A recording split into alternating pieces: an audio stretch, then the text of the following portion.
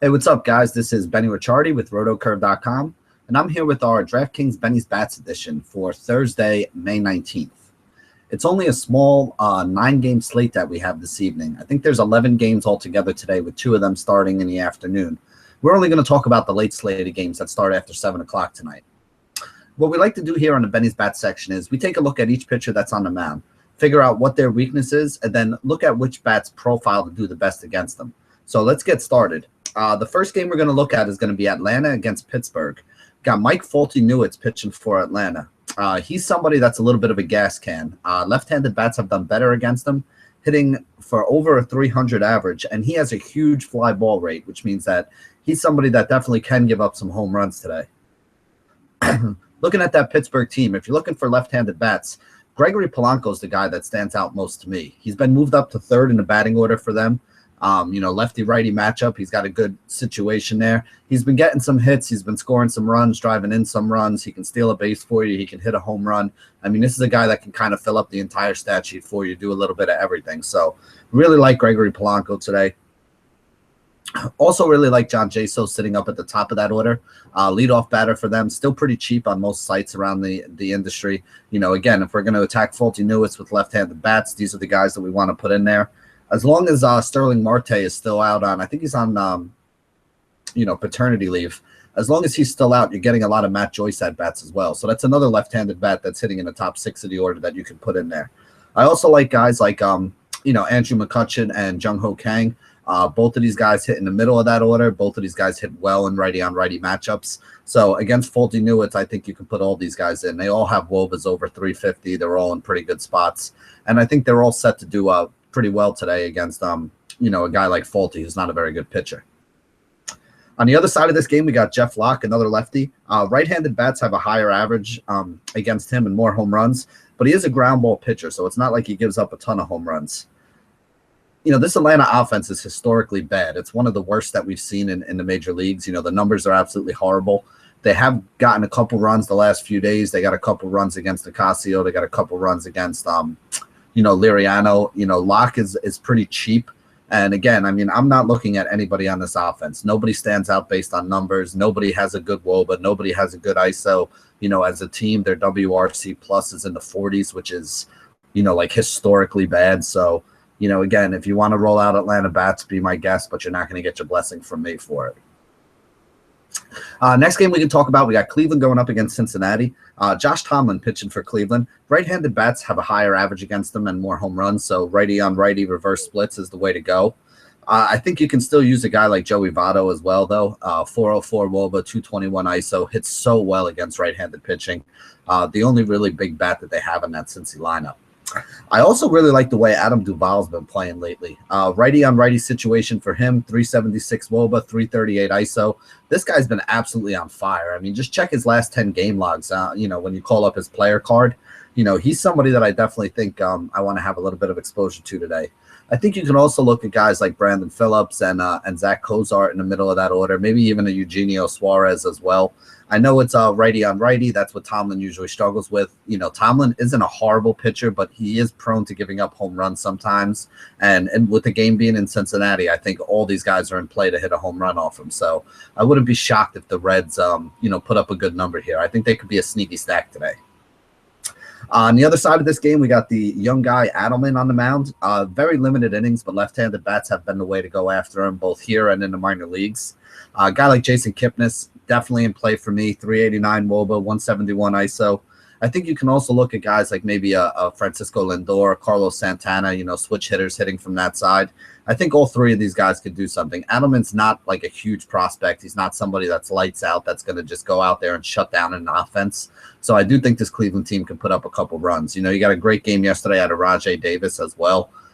Somebody else that you got to consider. People kind of forget about this Cleveland team because for whatever reason they decided to play their home games at 6:10 Eastern time, meaning that they're not in a lot of these slates, so people aren't used to using bats from Cleveland, but they do have a couple guys towards the top of that order that are pretty interesting. Next game we can talk about, we got Washington going up against the New York Mets. Steven Strasburg pitching for Washington. Last 3 years, right-handed bats have kind of been the way to go after him. He's a little bit of a reverse splits guy. He's been very good so far this season, but remember, even in that Detroit game last time out, he was very good. but he did give up a couple home runs, which has been his Achilles heel lately. He has been giving up 1 or 2 home runs every game, and they usually wind up hurting him. If he can do it without any guys on base, that's probably best. With him being a little bit of a reverse splits righty on righty kind of guy, I think the guy that stands out the most to me on the Mets is Jonas Cespedes. 384 WOBA, 276 ISO score. He's righty on righty, and he does have the power, which is actually what Strasburg has been struggling with lately. So I think Cespedes is probably the the best guy to look at. On the other side of this game, we got Matt Harvey pitching here today. Left-handed bats have a little bit of a higher average against him. He's been pitching better after a little bit of a slow start. But if you're looking at lefties on Washington to take against them, I mean, it's pretty simple. You're looking at Bryce Harper, 464 WOBA, 349 ISO, just absolutely eye-popping, huge numbers. Guy's a stud, one of the top 2 or 3 players in all of baseball. There's really no arguing it. If you look at the series, though, the Mets have basically, and a lot of other teams have been doing the same thing, they're just walking this guy almost every time he gets up. He's getting maybe one at-bat where he actually sees pitches to hit because they need to pitch to him, they need to get him out.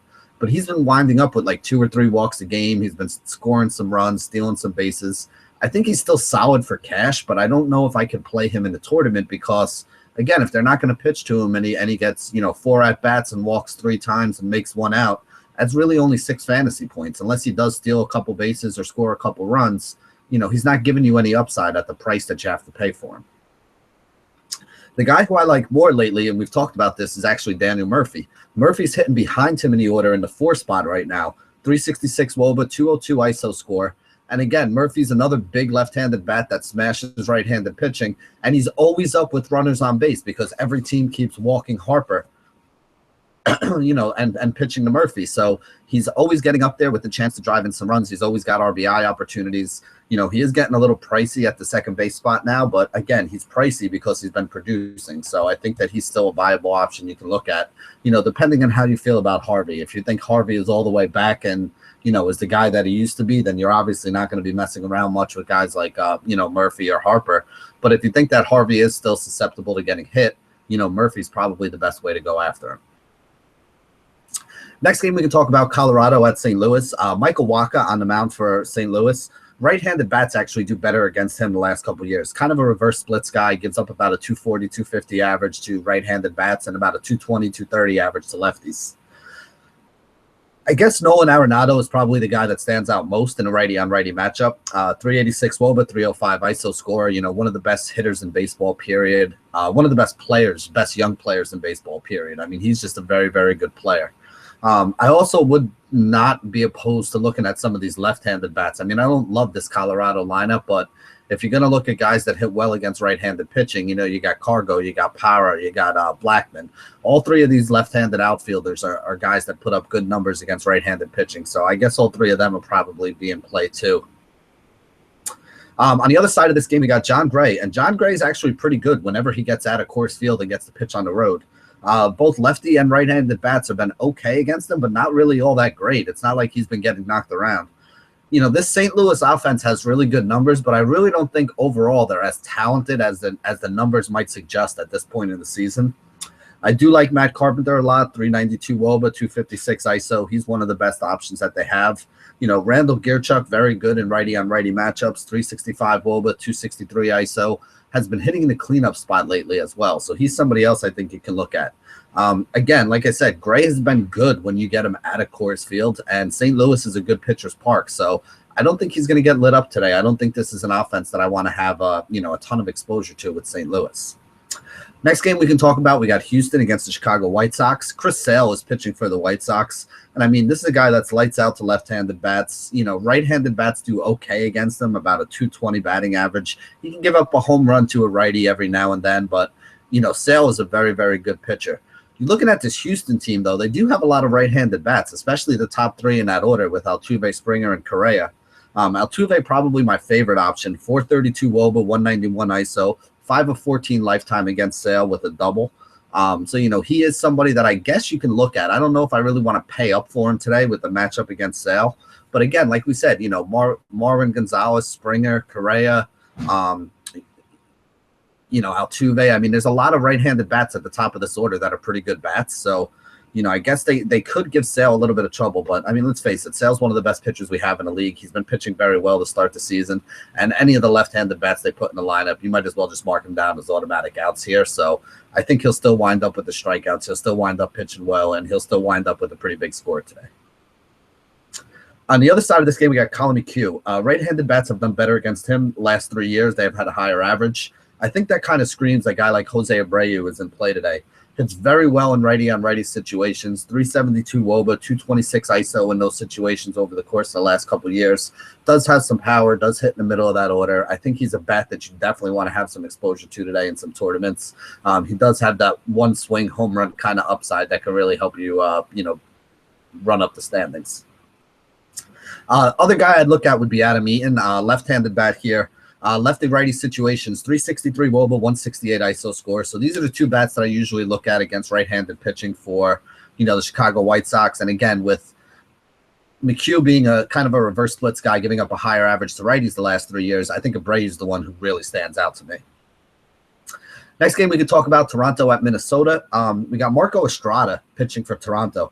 And this guy's actually been really good. He's got a low batting average to both right and left-handed batters. He does have a little bit of a higher walk rate than I would like to see, but, again, he limits the hits by kind of pitching around people sometimes and getting himself out of damage.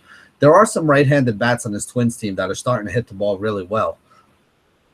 You have Joe Mauer leading off. I don't know if I'll ever use him because he's first base eligible, and so is Byung-Ho Park. Park's the guy that I really like. 371 WOBA, 314 ISO score. Still goes very low owned every day. Hits very well in righty-on-righty matchups.